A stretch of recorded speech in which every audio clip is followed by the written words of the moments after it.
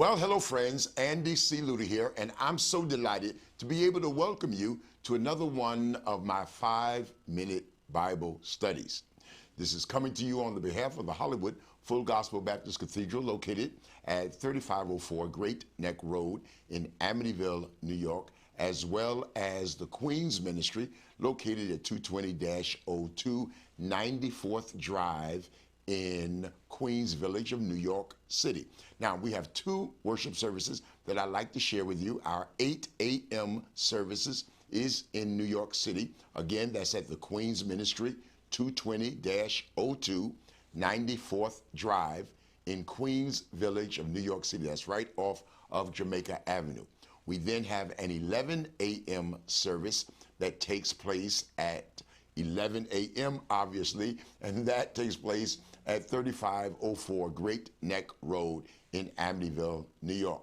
Friends, nothing would please us anymore than to have you come and share with us either in our 8 a.m. service or our 11 a.m. service. So, I'm going to take you to my 5-minute Bible study, and today I am looking at the character called Joshua from the pages of the Old Testament, and I have entitled this particular lesson, The Promise of God. So let's go to the slide and take a look at what we have for you today. This is The Promise of God. It's not only a Bible study lesson, but I actually used this very same outline for a recent sermon that I preached both at the Queens Ministry and at Hollywood Baptist Church. Let's begin here with the next slide. I want to begin with somewhat of a rhetorical question, and that is, how strong are the promises of God in your life? How do you handle life? Are you able to overcome it, or does it overcome you? Do you succumb to pressure, or are you able to effectively manage pressure in your life? Now, having raised that question, let's go to the next slide, because I think I have some answers for you. The book of Joshua opens with the departure of Moses. Moses had led the children of Israel out of the wilderness after a period of 40 years. And now they are standing on the threshold of being able to cross over into the promised land. However, Moses would not be able to accompany them to the promised land, and the mantle of leadership would fall into the hands of Joshua. Let's see how Joshua handles this pressure by looking at the next slide. Joshua is the protege of Moses, and he takes over the leadership of Israel. Joshua is one of only 2 individuals that survived the wilderness. The other one would be Caleb. So only Joshua and Caleb had the testimony of having been in Egypt under the shackled slavery of Pharaoh, having endured the crossing of the Red Sea, and had survived the wilderness for the last 40 years. But friends, this narrative gets better. Joshua is naturally nervous about his new assignment, and he wonders whether or not he is able to be effective. Up until this time, Joshua had been a follower and not a leader.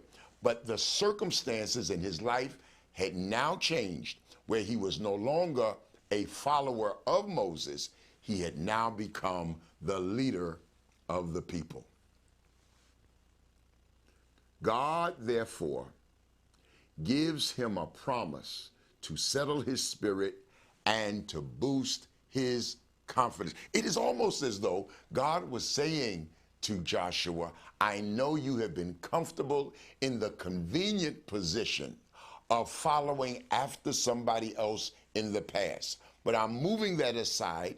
I'm giving you center stage, and now the responsibility of leadership belongs to you. Sometimes God will move in your life, move you out of your box, out of your comfort zone, out of convenient circumstances and surroundings, and put you in the position of being both in charge and in control. So the promise that God is found in Joshua 1 and 5, and is spoken directly to Joshua. Now, this is very, very important because Joshua does not get this from second-handed information. This isn't somebody coming to Joshua and saying, God told me to tell you. God deals directly with Joshua himself. And what I'm trying to suggest to you is that when you have a vibrant, robust relationship with God, you don't have to depend upon others to tell you what God is saying. You can hear God's voice in your life for yourself. Here's what God says. As I was with Moses, I will be with you. I will not leave you nor forsake you. This is Joshua chapter 1, verse 5. In other words, God is saying to Joshua, just as you saw me deal directly and effectively with Moses, I am going to do for you the very same thing that I've done for Moses. Not only was God with Moses, Joshua had been with Moses as well, and therefore knew what God had done.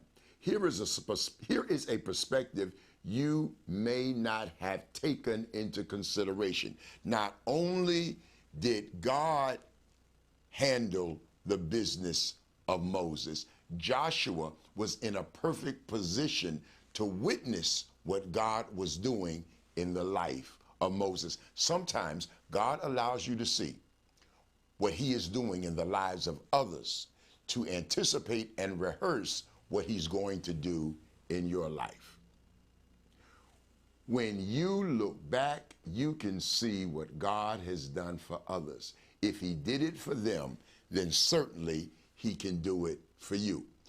That's why you don't have to be envious and jealous of other people, because when you see God moving in their lives, that means that God is in the neighborhood. And if he's in the neighborhood, he just may be knocking on your door next.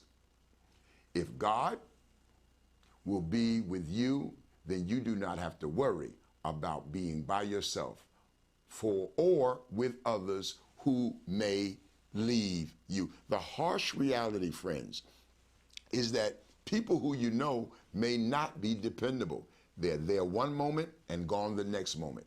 But God has promised to be with you always, during your ups, your downs, your ins, your outs. He is always there. God offers this last word as a counterpoint to what Joshua was feeling over the loss of Moses. Can you imagine having spent over 40 years with Moses, the convenience, the comfort, the confidence of having lived alongside of Moses, and now Moses is gone? Can you imagine how empty, how nervous, how unconfident Joshua must have been? But God gives him this word to assure him that even though it appears that he is alone, he actually is not alone. Well, friends, that takes up just about all of my time, and I certainly want to thank you for yours. This has been my 5-minute Bible study, maybe a moment or two over.